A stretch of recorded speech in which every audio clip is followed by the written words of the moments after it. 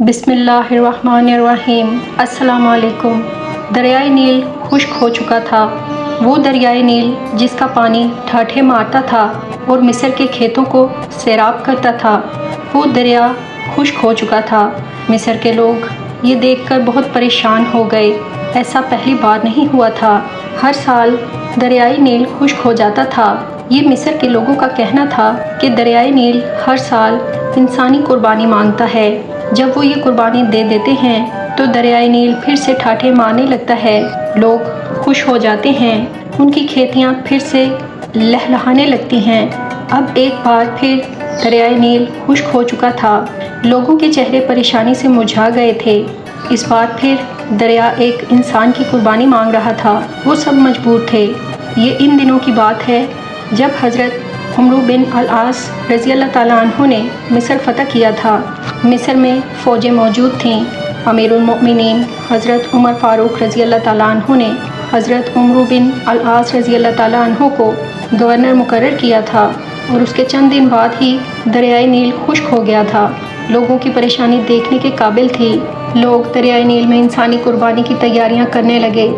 अब लोग खुश थे कि दरिया इंसान की कुर्बानी के बाद फिर से बहना शुरू कर देगा और खुशहाली ही खुशहाली हो जाएगी। फिर वो दिन भी आ गया जिस दिन एक इंसान दरियाए नील की भेंट चढ़ाया जाना था। लोग सुबह ही सुबह यूं तैयार होकर बाहर निकल आए जैसे ईद का समा हो। हर शख्स के चेहरे से खुशी झलक रही थी। हज़रत उमर बिन अल-आस रज़ी अल्लाह ताला अन्हु दरियाए नील के खुश्क होने की वजह से सख्त परेशान थे। जब उन्होंने ये सुना कि लोग दरियाए नील की भेंट चढ़ाने के लिए एक इंसान को कुर्बान करने लगे हैं तो वो तड़प उठे कि ये तो सरासर जुल्म है। दरिया के लिए एक इंसान को कत्ल कर देना, ये कहाँ की अक्लमंदी है। हज़रत उमर बिन अल-आस रज़ी अल्लाह ताला अन्हु अपने चंद आदमियों के साथ दरियाए नील की तरफ चल पड़े। वो इस कुर्बानी को हर हाल में रुकवाना चाहते थे। जब वो दरियाए नील के पास पहुँचे तो उन्होंने वहाँ अजीब समा देखा। लोग ज़र्क बर्क कपड़े पहने वहाँ मौजूद थे। हर शख्स के चेहरे पर खुशी थी। जब उन लोगों ने गवर्नर को देखा तो वो हैरान रह गए और सोचने लगे कि शायद गवर्नर भी इस कुर्बानी को देखने के लिए आए हैं। हज़रत उमर बिन अल-आस रज़ी अल्लाह ताला अन्हु ने देखा कि लोग एक 15 साला लड़की को लेकर वहाँ आए हैं। उस लड़की ने ज़र्क बर्क लिबास पहन रखा था। वो जेवरात से लदी हुई थी। लड़की खौफ से कांप रही थी। उसका चेहरा हल्दी की तरह जर्द हो रहा था। लड़की लड़खड़ाते हुए कदमों से आगे बढ़ रही थी। वो लरजती कांपती हुई लोगों के हमरा दरिया के किनारे पर पहुंचकर रुक गई। उसने मुड़कर अपने बूढ़े बाप की तरफ देखा। बाप की आंखों में आंसू थे। वह मजबूर था। लोग उसकी बेटी को घसीटकर मौत के मुंह में धकेल रहे थे लेकिन वो कुछ नहीं कर सकता था। अपनी बूढ़ी आंखों से बेटी को मौत के मुंह में जाते हुए देख रहा था। लड़की की माँ गम से निढाल हुए जा रही थी। लड़की हाथ छुड़ाकर अपने बाप की तरफ दौड़ी। लोग उसके पीछे भाग खड़े हुए और लड़की को पकड़ा और फिर से दरिया के किनारे पर ले आए। लड़की रो रो कर लोगों से इल्तिजा करने लगी, मुझे छोड़ दो, मैं मरना नहीं चाहती। लोगों ने उसे मजबूती से पकड़ लिया।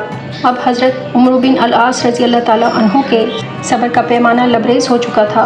वो जल्दी से आगे बढ़े और लड़की को उन लोगों की कैद से छुड़ाते हुए बोले, ये सब क्या है? तुम इस लड़की को क्यों हलाक करना चाहते हो? लोग गवर्नर की बात सुनकर परेशान हो गए। लड़की भागकर अपने बाप के पास चली गई। लड़की की माँ ने आगे बढ़कर उसे अपने साथ लिपटा लिया। लड़की सिसकियाँ ले लेकर रो रही थी और माँ उसे चुप कराने की कोशिश करते हुए खुद भी रो रही थी। लोगों ने कहा, ए अमीर, दरियाए नील खुश्क हो चुका है। वो हर साल एक इंसान की कुर्बानी मांगता है। ये सुनकर हज़रत उमर बिन अल-आस रज़ी अल्लाह ताला अन्हु ने नागवारी से लोगों की तरफ देखा। फिर पूछा, क्या हर साल ये दरिया इस तरह खुश्क हो जाता है? लोगों ने जवाब दिया, हाँ, हर साल दरियाए नील इस तरह खुश्क हो जाता है और जब ये खुश्क हो जाता है तो हम एक इंसान की जान कुर्बान कर देते हैं। इसके साथ ही दरिया का पानी बढ़ना शुरू हो जाता है और देखते ही देखते दरिया में तुग़यानी आ जाती है। हज़रत उमर बिन अल-आस रज़ी अल्लाह ताला अन्हु ने कहा, ये तो जुल्म है। लोगों ने कहा, ए अमीर, हम हर साल चाँद की 11 तारीख को एक नौजवान लड़की का इंतखाब करके उसके वालिदैन को राज़ी करके उस लड़की को जेवरात और खूबसूरत लिबास पहनाकर दरियाए नील की भेंट चढ़ा देते हैं। फिर दरिया का पानी बढ़ने लगता है।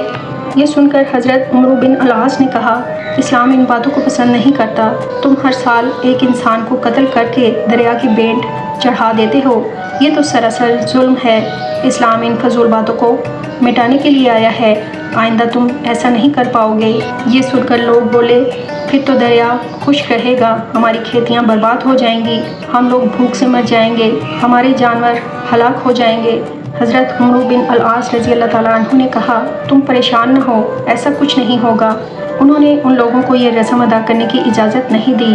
اب لوگ بڑے پریشان تھے کہ اگر ایسا نہ کیا گیا تو ہر طرف خشک سالی ہو جائے گی اور ہم سب لوگ بھوک سے مر جائیں گے۔ ان کی سمجھ میں نہیں آ رہا تھا کہ وہ کیا کریں۔ ان میں اتنی جرأت نہیں تھی کہ وہ گورنر کے حکم کی خلاف ورزی کر سکیں۔ وہ سب خاموشی سے سر جھکائے ہوئے کھڑے تھے۔ حضرت عمر بن العاص رضی اللہ تعالیٰ عنہ نے لڑکی کو اس کے ماں باپ کے ساتھ گھر بھجوا دیا اور لوگ بھی آہستہ آہستہ وہاں سے جانے لگے۔ چند دنوں تک دریائے نیل کا پانی بالکل خشک ہو گیا، اس میں ایک بوند بھی پانی نہیں آیا اور لوگ بوکھلا گئے۔ ان کی کھیتی باڑی دریائے نیل کے پانی سے قائم تھی، ان کی زمینیں بنجر ہو گئیں، لوگ فاقوں سے مرنے لگے، جانور چارہ نہ ہونے کی وجہ سے تڑپ تڑپ کر جانے دے رہے تھے۔ لوگوں نے مصر سے نکل کر دوسرے علاقوں کا رخ کیا، ہر طرف ویرانی ہی ویرانی تھی۔ حضرت عمر بن العاص رضی اللہ تعالیٰ عنہ نے جب یہ دیکھا تو وہ بھی پریشان ہو گئے۔ آخر انہوں نے امیر المومنین حضرت عمر فاروق رضی اللہ تعالیٰ عنہ کو ایک خط لکھا اور اس میں ساری صورتحال واضح کر دی۔ امیر المومنین حضرت عمر فاروق رضی اللہ تعالیٰ عنہ نے جب یہ خط پڑھا تو آپ نے حضرت عمرو بن العاص رضی اللہ تعالیٰ عنہ کو جواب میں ایک خط لکھا کہ تم نے مصریوں کو بہت اچھا جواب دیا ہے، اسلام ایسی باتوں کی اجازت نہیں دیتا، وہ ایسی فضول باتوں کو مٹانے کے لیے آیا ہے۔ میں اس خط کے ساتھ ایک رکا بھیج رہا ہوں، تم یہ رکا دریائے نیل میں ڈال دینا۔